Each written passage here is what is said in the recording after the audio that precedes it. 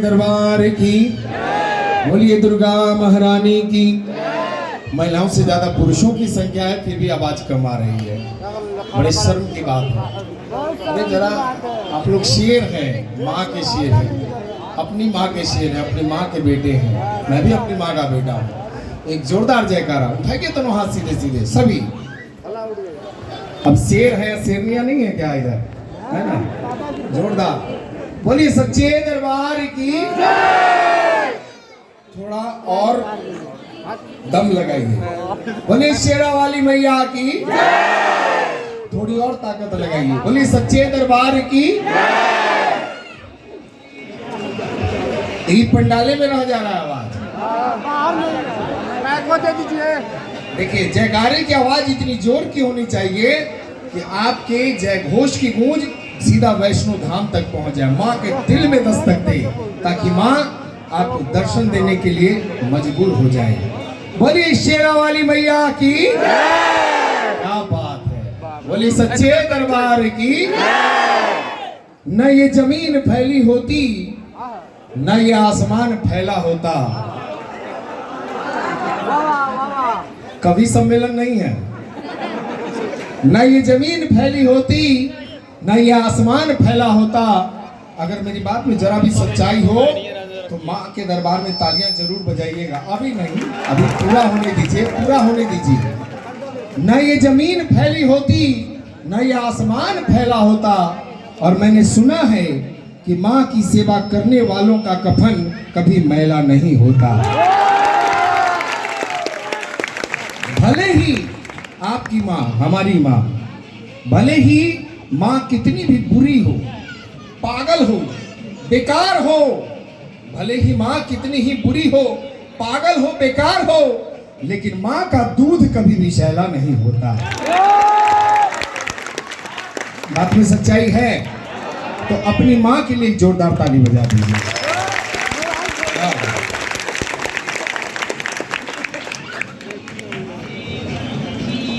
माँ का दर्जा कम नहीं है इस धरती पर। और माँ जो शब्द है, एक अक्षर का शब्द, इसका बखान जो है ना, कोई नहीं कर पाया, स्वयं महादेव भी नहीं कर पाए, तो हमारी और आपकी भी साथ क्या है। लेकिन पिता का भी दर्जा उसी तरह है। माँ परिवार का बोझ उठाती है, बच्चे का बोझ उठाती है, पति का बोझ उठाती है, लेकिन पति पूरे परिवार का बोझ उठाता है, पुरुष। तो उस पिता के लिए भी एक जोरदार तालियां बजा दीजिए आप लोग। पिता रोटी है, कपड़ा है, मकान है। पिता खुले परिंदे का, पिता एक परिंदे का खुला आसमान है, बड़ा आसमान है। पिता है तो बाजार के सब खिलौने अपने हैं, और पिता से ही बाजार के सभी सपने, बच्चों के सभी सपने अपने होते हैं। तो उस पिता के लिए भी, पिता का भी दर्जा कम नहीं है। तो माता और पिता के लिए जोरदार ताली बजा दीजिए। बोलिए अपने अपने माता पिता की। लेकिन विडंबना है इस कलयुग की कि आज कलयुग में जब बच्चे बड़े हो जाते हैं, एक माँ और पिता मिलकर जब बच्चे को पाल पोस कर बड़े करते हैं, पढ़ाते हैं, लिखाते हैं, engineer, doctor, IPS IAS officer बना देते हैं, जब तो वही बेटा जब कल हो करके माँ बाप का आदर सम्मान नहीं करता है, माँ बाप को वृद्धाश्रम में रहने पर विवश कर देता है, तो जरा सोचिए वो मंजर कैसा होगा। ये मत भूलिए कि आपकी भी संतान होगी, और जब वो बड़े होंगे तो आपके साथ उससे भी बुरा व्यवहार और बुरा बर्ताव करने पर आतुर हो जाएंगे, तब आप कहाँ जाएंगे। इसलिए माता और पिता का आदर सम्मान करना बिल्कुल मत भूलिएगा। अब आप सोचिएगा ये अपना जो है मन से माइक लेके बहुत बोल रहा है। मैं बता रहा हूँ, मेरे माता पिता नहीं है, लेकिन मेरी माँ जब बीमार पड़ी थी तो 3 वर्षों तक मुझे उन्हें सेवा करने का मुझे ये सुनहरा अवसर प्राप्त हुआ था।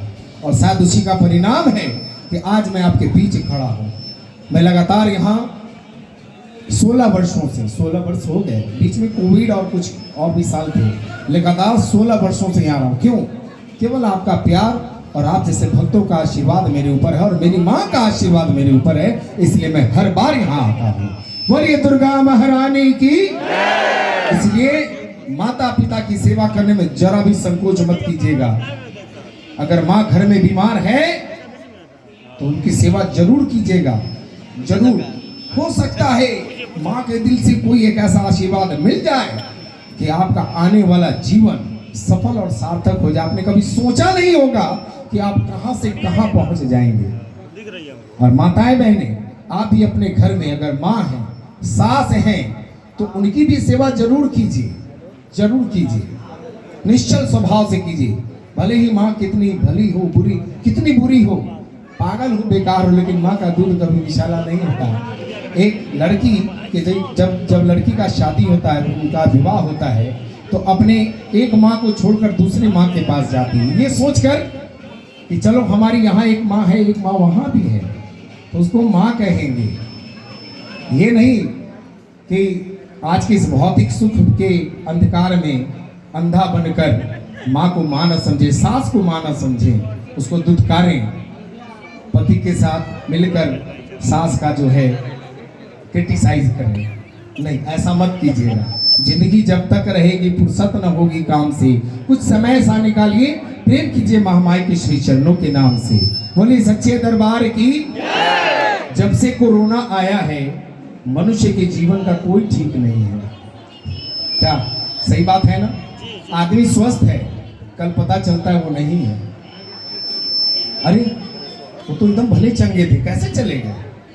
तो ऐसा वक्त आ रहा है धीरे धीरे। कलयुग जो है हावी हो चुका है और अपने अंतिम चरण पर है। प्रलय 2013 में वो प्रलय आया था केदारनाथ में, जल प्रलय। उसके बाद से जो प्रलय का ये सिलसिला जारी है, दिन हर साल दर साल बढ़ता ही जा रहा है। प्रलय किसी भी रूप में होता है, विश्व युद्ध के रूप में हो, जल प्रलय के रूप में हो, या फिर लूटपाट के रूप में, ये प्रलय ही है, ये कलयुग है। तो कलयुग हम लोगों के ऊपर सवार है, इससे बचना है। और इससे बचने के लिए क्या करना है? हमें माँ का सुमिरन करना है, भोलेनाथ का, ईश्वर का सुमिरन करना है। देवाधिदेव महादेव पहली बार कोतवाली चौक पर विराजमान हुए इस बार, तो एक बार भोलेनाथ के चरणों में एक जोरदार जयकारा होना चाहिए, जयकारा होना चाहिए, ताली नहीं। उठाइए दोनों हाथ, जो ना उठाएगा हाथ उसका सातों विद्या नाश। दोनों हाथों को खड़े कीजिए और शंकर भगवान का जयकारा जरूर लगाइएगा भक्तों। बोलिए शंकर भगवान की, बोलिए शंकर भगवान की। अब बोलिए हर हर हर हर। आइए चलंत दृश्य के माध्यम से चंड का वध किस प्रकार से किया जाता है, रुको रुको, ये दिखाने का प्रयास किया गया है। भगवान शिव, हेलो, भगवान शिव की जटा से वीरभद्र की उत्पत्ति होती है। और वीरभद्र किनका वध करते हैं? वीरभद्र किनका वध करते हैं? किसका? वीरभद्र चंड का वध करते हैं। कौन बोला है? तुम बोले। जोरदार ताली भाई के लिए। इसका उत्तर बिल्कुल गलत है। वीरभद्र राजा दक्ष का वध करते हैं। जब सती अपने आप को अग्नि में प्रवाहित कर देती है, भगवान शिव क्रोध में आकर तांडव करने लगते हैं और अपनी जटा से उनको शिला पर पटकते हैं, तो वीरभद्र की उत्पत्ति होती है। और वीरभद्र को आदेश देते हैं कि जाओ, जो मेरी पत्नी का हत्यारा है उसकी हत्या कर दो।